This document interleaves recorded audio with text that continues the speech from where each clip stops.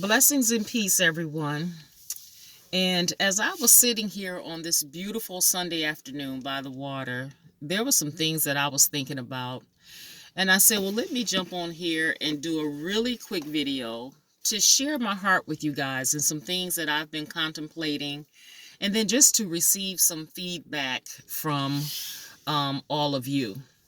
Okay, as you know, I created this channel to expose and bring about awareness to narcissistic gang stalking and bullying. And there are many channels out there that are doing that.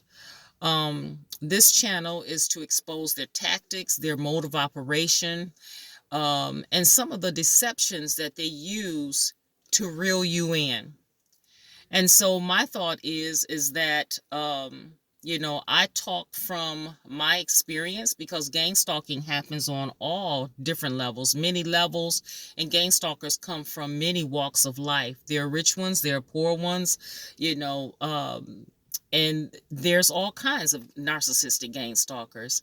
But I talk from my experience and the experiences that others have shared with me. And my thought process is that if I can expose the tactics, expose their mode of operation, expose some of the deceptions, that we can prevent people from going down the same road that we did,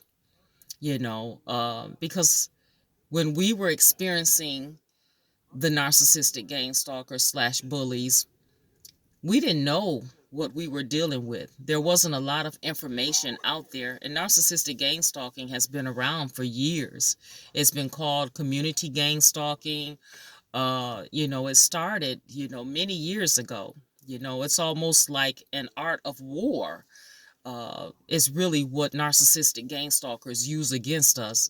It's tactics from the art of war. It's emotional, mental, spiritual warfare. It's physical warfare sometimes. And if we can prevent you from going down that road, or at least, come to the realization of what you're dealing with, then that can be beneficial to you. That can be helpful to you. Because a lot of people will tell you that, narcissistic gang stalking is just a conspiracy. It's the newest phenomenon. It's not real. It doesn't really happen. But how can that be if different people from all walks of life, from different parts of the world, are experiencing the same thing?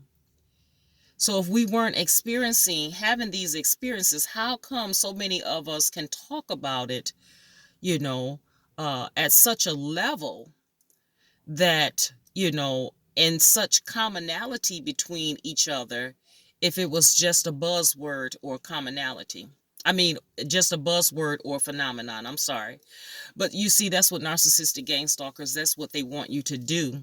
They want to keep you in the dark, believing that such people do not exist, that it's not real, that, all of this stuff is being made up, or there's something wrong with the people who are talking about this. But that's not the case. That's not what I came to talk about on today. Also, I wanted to make one thing clear when it comes to narcissistic gang stalking and bullying. Not every single bully is a narcissistic gang stalker. I just wanted to make that clear. But anytime a person sadistically enjoys inflicting pain on another person and destroying that person's life by any means necessary, then you know what? Yes, you have encountered a narcissistic gang stalker. But what I wanted to share with you on today, as I was sitting here, I was thinking about how many of you can testify to this, that when you met the narcissistic gang stalker, that they didn't bring anything really to the table. What did they bring to the table? They brought a lot of problems and a lot of issues. And when you first met them, they were looking for supply like you. When they first met you, in the back of their mind, they was like, woohoo, I've struck a gold mine. Number one, because you didn't have a clue. Number two, they knew that they were going to hurt you, and they knew that eventually this relationship was going to end. And so narcissistic gang stalkers, even when they're with you as a friend, an intimate partner, a co-worker, a church member, um, a family member, when they're really in a relationship with you, they know that this relationship is going to end. And so they're always on the hunt for future supply, because their goal is to use you up, to take away everything that they can, and then drop you like a toy that they no longer want to play with. Because once they use you up, you lose your shine. You become very dull to them. And narcissistic gang stalkers, they can't stand dull. So they have to go and find a shiny new toy to play with. And so they're always on the hunt for supply, because you provide them with supply. But the thing is that when they came to the table, they brought nothing to the table. They were already at their lowest of low, and there was nobody making an effort to help them. So what did you do as an empath? You stuck with them.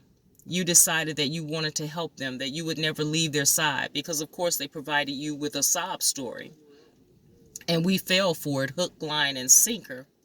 And so we did everything to help them, to encourage them, because they were on a road to destruction. They had already been out there doing God knows what with who knows what.